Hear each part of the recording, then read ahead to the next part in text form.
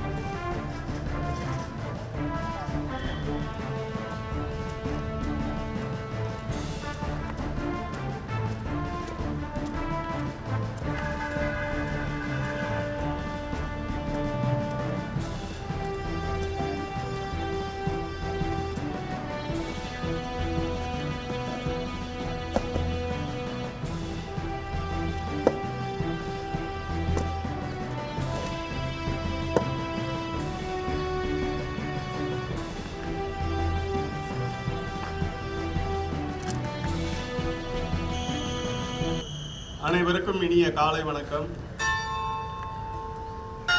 அனைவருக்கும் 80வது சுதந்திர தின நல்வாழ்த்துக்களை முதற்கண் தெரிவித்துக் கொள்கின்றேன். நாடு சுதந்திரம் அடைந்து 89 ஆண்டுகள் முடிந்து 80வது ஆண்டில் அடியெடுத்து வைக்கின்றோம். இந்த சுதந்திர தின விழாவில் சிறப்பம்சம் என்னவென்றால், இதனுடைய இந்த வருட சுதந்திர தினத்தின் கருப்பொருள் என்னவென்றால், விக்ஷித் பாரத் 2047, வளர்ந்த இந்தியா 2047 மற்றும் யுவ சக்தி, இளைஞர்களின் சக்தி. இது இரண்டு தான் இந்த கருப்பொருள். 80வது சுதந்திர தின விழாவில் தமிழ்நாடு வேளாண்மை பல்கலைக்கழகத்தில் நடைபெறும் இந்த விழாவில் இந்த கருப்பொருளுக்கு விக்ஷித் பாரத் 2047 முக்கிய பங்கு இருக்கின்றது என்பதை இந்த நேரத்தில் உங்களுக்கு தெரிவித்துக் கொள்கின்றேன்.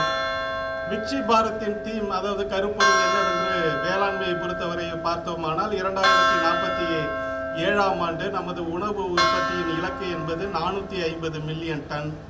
அதைவிட ஒரு முக்கியமான தீம் என்னவென்றால் ஜீரோ பாவர்ட்டி, அதாவது வறுமை இல்லாத நாடு என்கின்ற இலக்கை அடைவதற்கும், இயற்கை மற்றும் அங்கக வேளாண்மை சார்ந்த தொழில்நுட்பங்களோடு இந்த இலக்கை அடைவதற்கு முயற்சிகள் எடுப்பதுதான் இந்த 2047 விக்ஷித் பாரத்தினுடைய முக்கிய கருப்பொருள், அதாவது வேளாண்மையின் பங்கு.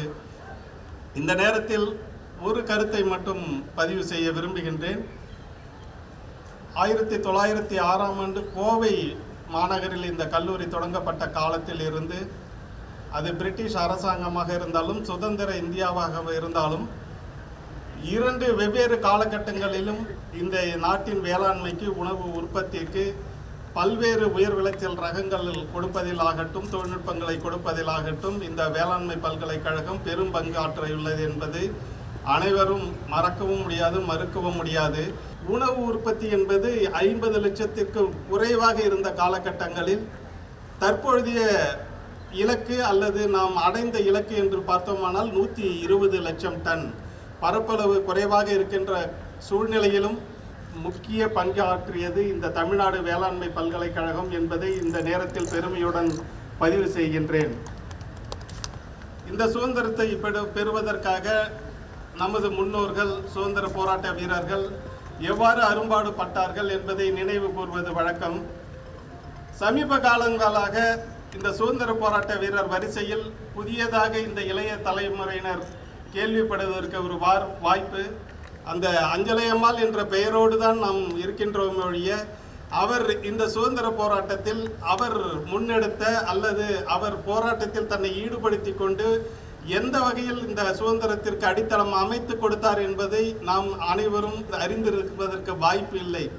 கடலூர் முதுநகரில் முத்து அம்மாக்கண்ணு முத்துமணி தம்பதியருக்கு மகளாக பிறந்தார். 1890 ஆண்டு பிப்ரவரி 20ஆம் நாள். அந்த காலகட்டத்திலேயே 5வது வரைக்கும் படித்த அந்த மாபெரும் பெண்மணி, 5வது என்பது 1890 அல்லது 1900 காலகட்டங்களில் அது ஒரு பட்டப்படிப்பிற்கு இணையாகினது. அந்த கல்வி படிப்பின் வழியாக சுதந்திரத்தினுடைய முக்கியத்துவம், சுதந்திரத்திற்காக பாடுபடுவர்களை பற்றி அறிந்திருந்த காரணத்தினால் அவர் தன்னை சுதந்திர போராட்டத்தில் ஈடுபடுத்திக் கொள்ள தயார் செய்து கொண்டிருந்த காலகட்டத்தில் 1918ஆம் ஆண்டு அவருக்கு திருமணம் நடைபெற்றது முருகப்பா என்பவருடன். திருமணம் முடிந்த பிறகு 1921ஆம் ஆண்டு ஒத்துழையாமை இயக்கத்தை காந்தியடிகள் தொடங்கிய போது அந்த போராட்டத்தில் கலந்து கொண்டு தனது முதல் போராட்டத்தை பதிவு செய்தவர். அந்த காலகட்டங்களில் புதுச்சேரியில் வசித்து வந்த பாரதியார் கடலூர் அஞ்சலை அம்மாளை பற்றி கேள்விப்பட்டு நேரடியாக அவர் வீட்டுக்கு சென்று வீட்டை விட்டு வெளியே வருவதற்கே அஞ்சுகின்ற இந்த காலகட்டத்தில் ஒரு பெண்மணி தன்னை சுதந்திர போராட்டத்தில் ஈடுபட்டு கொண்டிருப்பதை பெருமையுடன் பாராட்டிவிட்டு அதை பதிவு செய்துவிட்டு காந்தியடிகளால் தென்னிந்திய ஜான்சி ராணி என்று அறிமுகப்படுத்தப்பட்டவர் தான் ஜான்சி ராணி. ஏனென்றால் அன்றைய காலகட்டத்தில் 1921ஆம் ஆண்டு ஒத்துழையாமை இயக்கம் சார்பில் ஒத்துழையாமை இயக்கம் நோக்கத்துடன் நடைபெற்ற போராட்டத்தில் தென் மாநிலங்களிலேயே கலந்து கொண்ட ஒரே ஒரு பெண்மணி கடலூர் அஞ்சலை அம்மாள் மட்டுமே. அதோடு மட்டுமல்லாமல் 1927ஆம் ஆண்டு சென்னையில் நீல் என்கின்ற ஆங்கில படத்தளபதியின் சிலையை நிறுவதற்கு எதிர்ப்பு தெரிவித்து அந்த சிலை உடைப்பு போராட்டத்தில் கலந்து கொண்டார். தனது கணவர் மற்றும் குழந்தை அம்மா கண்ணு மூவரும் கலந்து கொண்டனர். அந்த நீல் என்பவர் யார் என்றால் 1850ஆம் ஆண்டு சிப்பாய் கழகம் வேலூரில் நடைபெறுவதற்கு முக்கிய காரணமாக இருந்தவர் தான் படை தளபதி நீல் என்பவர். அவர்களுடைய முடிவின் காரணமாக தான் பல்லாயிரக்கணக்கான சிப்பாய்கள் மற்றும் பொதுமக்கள் கொல்லப்பட்டனர். அதற்கு எதிர்ப்பு தெரிவித்து அவர் சிலை உடைப்பு போராட்டத்தில் கலந்து கொண்டு அந்த போராட்டத்தில் ஈடுபட்டதின் காரணமாக அன்றைய பிரிட்டிஷ் அரசாங்கம் ஓராண்டு சிறை தண்டனை விதித்தது. 1927ஆம் ஆண்டு செப்டம்பர் மாதம் சிறையில் அடைக்கப்பட்ட கடலூர் அஞ்சலை அம்மாளை சிறைச்சாலையில் வந்து மகாத்மா காந்தி அவர்கள் 1927ஆம் ஆண்டு டிசம்பர் அன்று அவரை சந்தித்து ஆறுதல் கூறிவிட்டதோடு மட்டுமல்லாமல் சிறிய குழந்தையுடன் சிறைச்சாலையில் இருப்பதை கண்டு அவருடைய பெண்ணான அம்மா கண்ணுக்கு நீலாவதி என்று பெயர் மாற்றி தன்னுடைய வார்தா ஆசிரமத்திற்கு அழைத்து சென்று விட்டார். அதோடு மட்டுமல்லாமல் அவருடைய போராட்டங்கள் நின்றுவிடவில்லை. 1931ஆம் ஆண்டு உப்பு சத்தியாகிரக போராட்டத்தை காந்தியடிகள் அறிவித்த பொழுது அதை அவர் கலந்து கொண்ட பொழுது அவர் 6 மாத கர்ப்பிணி. 6 மாத கர்ப்பிணியாக போராட்டத்தில் ஈடுபட்டு அவருக்கு 6 மாத சிறை தண்டனை வழங்கப்பட்ட போது திரைக்காலத்தில் பிள்ளை பேருக்காக அவருக்கு இடைக்கால ஜாமீன் வழங்கப்பட்டு பிறகு மீண்டும் அந்த 2 மாதம் சிறை தண்டனை அனுபவிப்பதற்காக 15 நாட்களான கை குழந்தையுடன் சிறையில் அந்த சிறை தண்டனை அனுபவித்தவர். அதோடு மட்டுமல்லாமல் 1931ஆம் ஆண்டு சென்னையில் நடைபெற்ற அகில இந்திய மகளிர் காங்கிரஸ் மாநாட்டிற்கு தலைமை ஏற்றவரும் கடலூர் அஞ்சலை அம்மாள் தான். அதற்கு பிறகு 1932ஆம் ஆண்டு நடைபெற்ற மது ஒழிப்பு போராட்டத்தில் காந்தியடிகள் நாடு தழுவி அழைப்பு விடுத்திருந்த அந்த போராட்டத்தில் கலந்து கொண்டு 9 மாதம் பெல்லாரி சிறையில் அடைக்கப்பட்டார். அதன் பிறகு சட்ட போராட்டத்தில் ஈடுபட்டு 3 மாதம் தண்டனை பெற்று இந்த நாட்டின் விடுதலைக்காக பெரும்பாடுபட்டவர். 1934ஆம் ஆண்டு காந்தியடிகள் அவரை சந்திப்பதற்காக கடலூர் மாநகரத்திற்கு வந்திருந்தார். அஞ்சலை அம்மாளுக்கு அவரை சந்திப்பதற்கான அனுமதி கிடைக்காத பொழுது அவர் ஒரு முஸ்லிம் பெண்மணி போல வேடம் அடைந்து காந்தியடிகளை சந்தித்து சென்றார் என்பதுதான் ஒரு வரலாற்று சிறப்பு வாய்ந்த ஒரு நிகழ்வாகும். அப்படிப்பட்ட கடலூர் அஞ்சலை அம்மாள் கடலூர் சட்டமன்ற உறுப்பினராக 3 முறை சட்டமன்ற உறுப்பினராக இருந்தவர். 3 முறை சட்டமன்ற உறுப்பினராக இருந்த பொழுதும் நாடு சுதந்திரம் பெற்ற பிறகு சுதந்திர போராட்ட தியாகிகளுக்கான உதவித்தொகையை வாங்க மறுத்த அவர் பண வசதிக்காக அல்லது செல்வம் மிக்கவராக இருந்த காரணத்தினால் அல்ல, இந்த நாட்டுக்கு போராடியதற்காக நான் ஓய்வூதியம் பெற மாட்டேன் என்று கூறியவர் இறுதி காலத்தில் வயல்வெளிகளில் கூலி வேலை செய்து 1961 வறுமையில்தான் அவருடைய வாழ்க்கை முடிந்தது என்பதும் இந்த நேரத்தில் நாம் நினைவு கொள்ள வேண்டும். அப்படிப்பட்ட சுதந்திர போராட்ட வீரர்கள் என்பது பெண்களினுடைய நிலை என்பது நூற்றாண்டுகளுக்கு முன்பு எப்படி என்று தெரிந்திருந்த காலத்திலும் கூட ஒரு பெண்மணி இந்த நாட்டிற்காக போராடியவர் என்பதை இந்த வரலாறு பதிவு செய்ய மறந்துவிட்டது அல்லது வசதியாக மறுத்துவிட்டது என்பதைத்தான் இந்த நேரத்தில் நாம் பதிவு செய்ய வேண்டும். அப்படிப்பட்ட சுதந்திர போராட்ட வீரரை தற்போது இருக்கும் இளைய தலைமுறையினரும் அறிந்து கொள்ள வகையில் அந்த கடலூர் அஞ்சலை அம்மாளுக்கு இந்த அரசு ஒரு பெரிய முக்கியத்துவம் அளித்துள்ளது. உதாரணமாக சொல்ல வேண்டும் என்றால் இந்த வேளாண் நிதிநிலை அறிக்கையில் அதிக உயர் விளைச்சல் ரகங்களை பயிரிட்டு அதிக மகசூல் பெறும் விவசாயிக்கு விருது வழங்குவது ஒவ்வொரு வருடமும் இருக்கும் ஒன்றாகும். அந்த விருது இந்த வருடம் சமூக சேவகர் அஞ்சலை அம்மாள் விருது என்று வழங்கப்பட இருக்கின்றது என்பதையும் இந்த நேரத்தில் உங்களுக்கு தெரிவித்துக் கொள்கின்றேன். அதோடு மட்டுமல்லாமல் ஒரே ஒரு செய்தியை மட்டும் உங்களிடம் பகிர்ந்து கொண்டு, ஏனால் மாணவியர்களுக்காக இந்த சுதந்திர போராட்ட வீரர்களை பற்றி மட்டும் தெரிந்து கொள்வதோடு இல்லாமல் சுதந்திரம் என்ன என்பதும் சுதந்திரத்திற்கான முக்கியத்துவத்தை நாம் எப்படி உணர வேண்டும் என்பதையும் நான் கோடிட்டு காட்டி விடைபெற விரும்புகின்றேன். சுதந்திரம் என்பது நாம் சுதந்திரமாக இருப்பதோ மட்டுமல்லாமல் பிறருடைய உணர்வுகளை மதித்து அவர்களுடைய சுதந்திரத்தையும் மதிப்பதுதான் உண்மையான சுதந்திரம். ஆகையால் மாணவமணிகளே, சுதந்திரம் என்பது உங்களுடைய விருப்பப்படி இருப்பது மட்டும் சுதந்திரம் அல்ல, பிறர் விருப்பத்தை அறிந்து அதற்கு தகுந்தபடி நம்மை மாற்றி அமைத்துக் கொள்வதுதான் சுதந்திரத்தின் முதல் படி என்பதையும் நீங்கள் இந்த நேரத்தில் அறிந்து கொள்ள வேண்டும். அந்த பிறர் உணர்வுகளை எப்படி புரிந்து கொள்ள வேண்டும் என்றால், இந்த கல்லூரி காலகட்டங்களில் இதுதான் உங்களுடைய வாழ்க்கை கல்வி பாடங்களை மட்டுமல்ல, வாழ்க்கைகளையும் உங்களுக்கு பாடங்களை கற்றுத்தரக்கூடிய தளங்களில் இது முக்கியமான ஒன்று. எப்பொழுதும் உண்மையாக இருங்கள், பிறர் உணர்வுகளை மதியுங்கள். பிறருக்காக நாம் போலியாக நாம் செயல்பட வேண்டிய அவசியம் இல்லை. நீங்களாக இருங்கள் என்பதையும் இந்த நேரத்தில் தெரிவித்துக் கொண்டு ஒரு கவிஞரினுடைய கவிதையை சொல்லி முடிக்கின்றேன். அவர் சொல்கின்றார், இந்த உலக வாழ்க்கை, இந்த சுதந்திரம் எப்படி பேணி காக்க வேண்டும், அதற்கு பிறருடைய உணர்வுகளை எப்படி நாம் மதிக்க வேண்டும் என்பதற்காக அவர் கூறுகின்றார். கலவை என்பது எனக்கு ஒவ்வாமை என்ற தலைப்பில் எழுதியிருக்கிறார். கலவை என்பது எனக்கு ஒவ்வாமை. நஞ்சு எனக்கு கொடுப்பதாக இருந்தால் எனக்கு நஞ்சாகவே கொடுங்கள். அதை பாலிலோ மோரிலோ கலந்து கொடுக்காதீர்கள், ஏனென்றால் எனக்கு கலப்பிடம் ஒவ்வாமை. அதுபோல இது நஞ்சுக்கு மட்டுமல்ல, வெறுப்புகளையும் அப்படிதான். என்னிடம் வெறுப்புகளை நீங்கள் உமிழ வேண்டும் என்றால் நேரடியாக வெறுப்புகளை உமிழுங்கள்.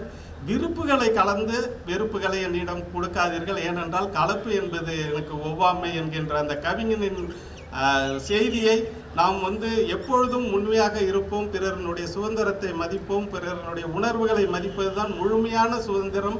அதற்காகத்தான் நம் முன்னோர்கள் பாடுபட்டார்கள் என்பதை கூறிக்கொண்டு நம் சுதந்திர போராட்ட தியாகிகளை இந்நேரத்தில் நினைவு கொண்டு அனைவருக்கும் மீண்டும் சுதந்திர தின வாழ்த்துக்களை தெரிவித்து விடைபெறுகிறேன். நன்றி, வணக்கம். Thank you, sir, for your inspiring speech.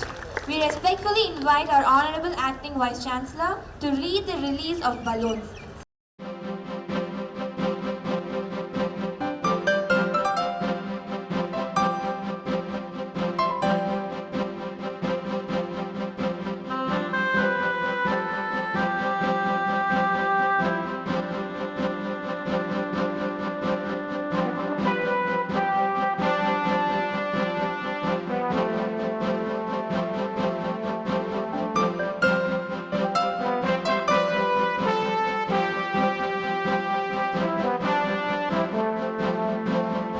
The balloons have been released, symbolizing freedom, unity, and hope. Of independence with joy and together.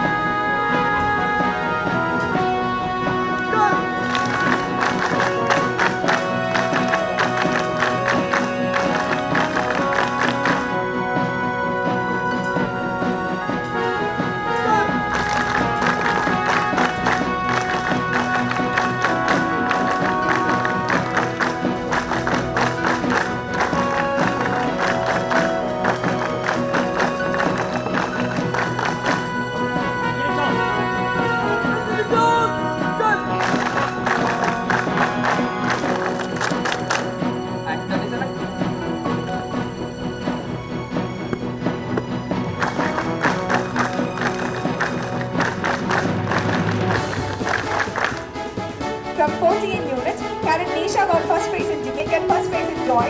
CEO Agnish secured first prize in culturals. Secured first position in instrumental competition. We have to participation and cooperation. Listed as the First, we have the winners for the event conducted by the hotel. Okay. Second, technology.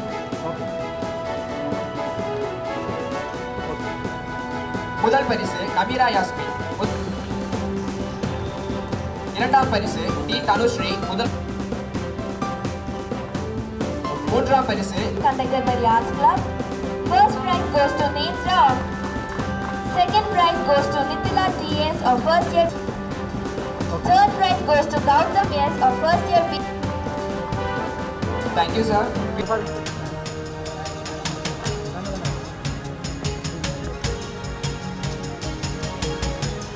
Okay.